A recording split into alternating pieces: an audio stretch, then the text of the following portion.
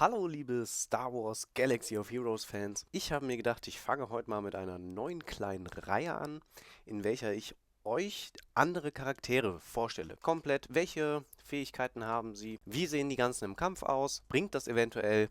Und da habe ich gedacht, da er gerade neu reingekommen ist, werde ich mich um General Grievous heute kümmern. Viele von euch haben sich bestimmt darüber gefreut, dass er endlich ins Spiel kommt und dann gesehen, was er kostet.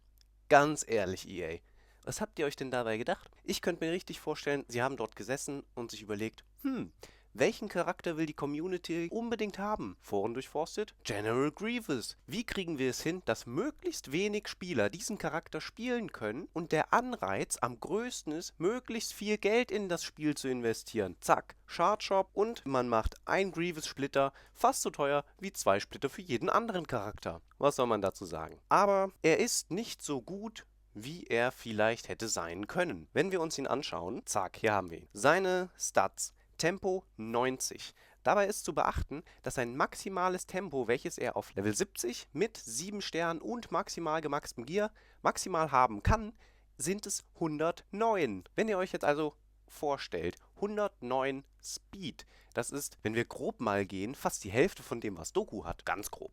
Doku kommt auf 161 Speed. Das heißt, er ist anderthalb Mal so oft dran wie General Grievous.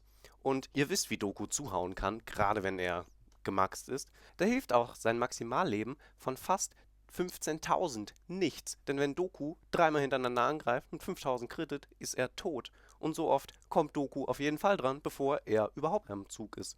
Genauso wie wahrscheinlich jeder andere Charakter. Ich würde sogar behaupten, meine Oma ist in ihrem Rollstuhl mit angezogener Bremse schneller als unser General Grievous. Dann schauen wir uns mal die Angriffe an. Normaler Angriff fügt dem anvisierten Gegner physischen Schaden zu. Ausweichen oder kontern ist bei diesem Angriff nicht möglich. Gut, ist ganz schön, gerade wenn man Doku angreift oder Kylo, wenn er seinen Konter drin hat. Aber bringt das wirklich, keinen Konter zu erhalten? Ich finde nicht. Dann sein zweiter Angriff, schmerzliche Wunden, fügt allen Gegnern physischen Schaden und hat eine 35% Chance, sie eine Runde lang mit Heilungsresistenz zu belegen. Gut, die Heilungsresistenz, das kennen wir. Sidious, Kylo und wer das sonst noch überhaupt macht. Das Interessante daran ist, diese 35% Chance lässt sich erhöhen. Und zwar insgesamt um 30%. Ergo eine Maximalchance von 65%, die erreicht werden kann. Und wenn man das Ganze aufwertet, bekommt er insgesamt 35% mehr Schaden dazu, was in Ordnung ist. Aber durch seinen geringen Speed kann man das eigentlich auch vergessen. Dieser Angriff hat einen Cooldown von insgesamt 4 Runden. Das heißt, er kann kaum irgendwelche Heilungs-Debuffs verteilen. Jedenfalls nicht so effektiv wie Sidious. Der nächste Angriff. Unheilvolles Lachen. Unheilvolles Lachen hat einen Cooldown von insgesamt 5 Runden, also nochmal mehr.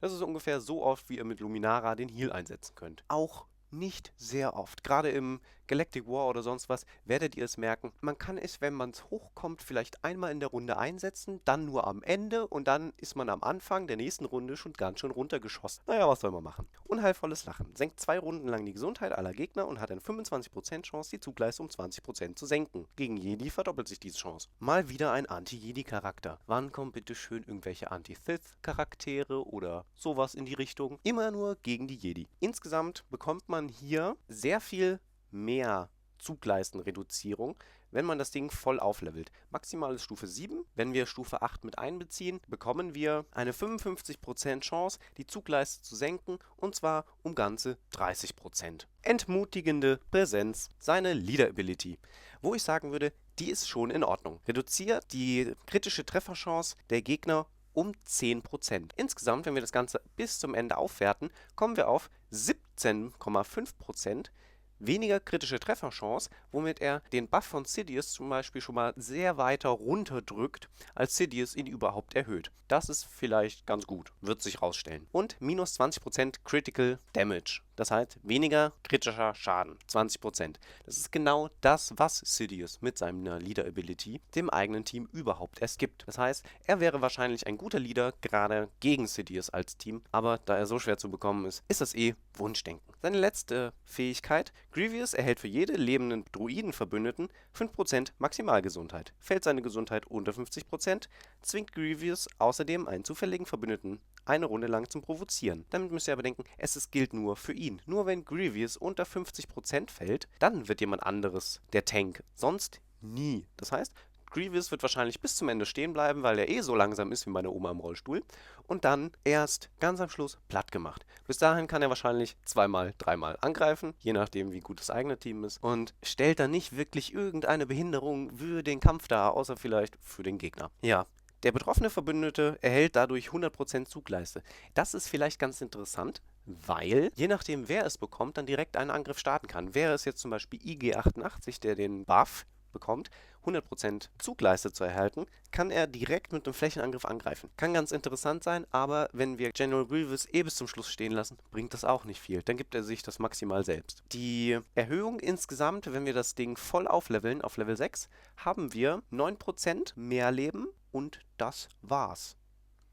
Das Einzige, was noch dazu kommt, ist wirklich, dass er negative Effekte wegkriegen kann. Wann das genau eintritt, wie das genau eintritt, das werden wir sehen. Wahrscheinlich wird es eintreten, wenn er 50% Leben hat, gehen alle die negativen Effekte von seinem Charakter runter. Ich hoffe, es hat euch gefallen. Lasst einen Daumen oben da und ihr ärgert euch nicht mehr so viel, dass ihr ihn nicht bekommen könnt.